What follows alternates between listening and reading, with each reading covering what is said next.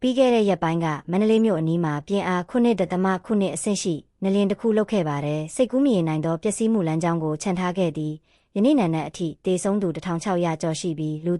3-400ကျော်ဒဏ်ရာရရှိကအများအပြားပျောက်ဆုံးနေဆဲဖြစ်သည်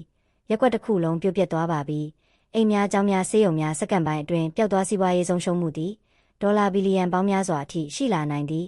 ငလျင်ဗဟိုချက်အနီးရှိငတ်တရဟုခေါ်သောမြို့၏80နီးပါးသည်လုံးဝပျက်စီးသွားခဲ့ပြီးရက်ရွာပျက်စီးများနှင့်အသက်ရှင်ကျန်ရစ်သူများအကူအညီများအရေးပေါ်လိုအပ်နေ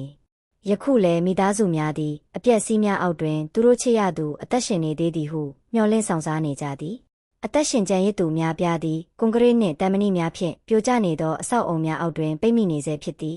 ဒေသခံစေတနာဝန်ထမ်းများသည်တက်နိုင်သမျှလှုပ်ဆောင်နေကြတော့လဲပျက်စီးဆုံးရှုံးမှုပမာဏမှာကြီးမားပါသည်ခက်ခဲလုံးလာသောကယ်ဆယ်ရေးများကိုလှုပ်ဆောင်ရန်မင်းတို့တွင်လိုအပ်သောကိရိယာများလေ့ကျင့်ရေးသို့မဟုတ်အရင်းမြစ်များမရှိပါဤနေရာတွင်အချိန်သည်အရာအလုံးဖြစ်လာသည်ဤကဲ့သို့သောဘေးအန္တရာယ်များတွင်ရွှေပြတင်းပေါက်ဟုလူသည့်များသောအရေးကြီးသောကာလသည်36နာရီသာဖြစ်သည်အသက်ရှင်နေသေးသူများကိုရှာဖွေကယ်တင်ရမည့်အချိန်ဖြစ်သည်လက်ရေးစဉ်ပညာရှင်များဖြစ်သည်သူတို့ကိုဘာကဒီလောက်ထိရောက်မှုရှိစေတာလဲအပျက်စီးများအောက်ရှိနှလုံးခုန်တန်းနှင့်အတန်များကိုသိရှိနိုင်သောနည်းပညာမြင့်စက်ကိရိယာများရှိသည်အသက်ရှင်ကျန်ရစ်သူများကိုရှာဖွေရန်အထူးပြုရှာဖွေရေးကင်မရာများကိုပြိုကျနေသောအဆောက်အုံများအတွင်းသို့နှိမ်ချနိုင်သည်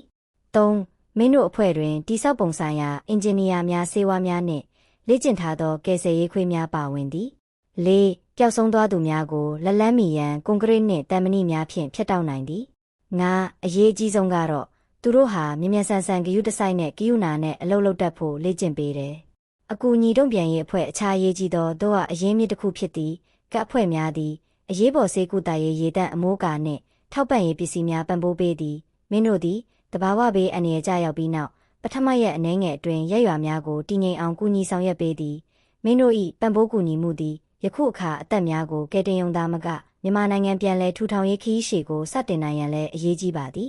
ယနေ့မြန်မာနိုင်ငံသည်အလားတူအသက်သွေးကြောလိုအပ်နေပါသည်ဆင်းရဲမွဲတေမှုအဆင့်သည်ကြက်တိုင်းတာ၏နိုင်ငံတကာအကူအညီများကိုအရေးပေါ်တင်မကပဲမရှိမဖြစ်ဖြစ်စေသည်အမေရိကန်အကူအညီကမရှိမဖြစ်လိုအပ်ပါတယ်ကျွမ်းကျင်သောတုံ့ပြန်ရေးအဖွဲ့များနှင့်တဘာဝဘေးအန္တရာယ်ကယ်ဆယ်ရေးတွင်ဆယ်စုနှစ်များစွာကြာအတွေ့အကြုံများနှင့်အတူအမေရိကန်ပြည်ထောင်စုသည်ယခုအချိန်တွင်အသက်ကယ်ခြင်းကြားနာချက်တစ်ခုပြုလုပ်ရန်ထူးခြားသောအနေအထားတွင်ရှိသည်အမေရိကန်ပြည်ထောင်စုသည်လူသားချင်းစာနာထောက်ထားမှုအကူအညီများပေးအပ်ရန်ပြင်ဆင်နေချိန်တွင်မင်း၏ပြည်သူများ၏ယုံကြည်မှုကိုကာလရှည်ကြာစွာဆုံးရှုံးခဲ့ရသည့်စစ်အာဏာရှင်အစိုးရမှမဟုတ်ဘဲယုံကြည်စိတ်ချရသောပြည်တွင်းလမ်းကြောင်းများမှတစ်ဆင့်အကူအညီပေးရန်အရေးကြီးပါသည်မြန်မာရွှေ့ပြောင်းခြေချသူများထံမှကျေလောင်ရှင်းလင်းစွာထွက်ပေါ်လာခြင်းဖြစ်သည်ဒေသခံလူထုကောင်းဆောင်များတိုင်းရင်းသားတော်လှန်ရေးအဖွဲ့အစည်းများရဲစဲပြည်သူ့ကာကွယ်ရေးတပ်ဖွဲ့ကွဲနှင့်အစိုးရမဟုတ်သောအဖွဲ့အစည်းများ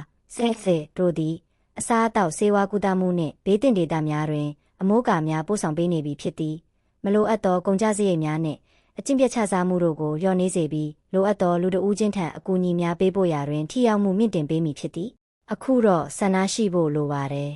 ရှာဖွေရန်စောင့်ဆိုင်းနေသူများကိုအတူတကွကျုပ်တို့အတူတကွဆောင်ကျဉ်ပေးနိုင်ပါသည်ကျေးဇူးတင်ပါတယ်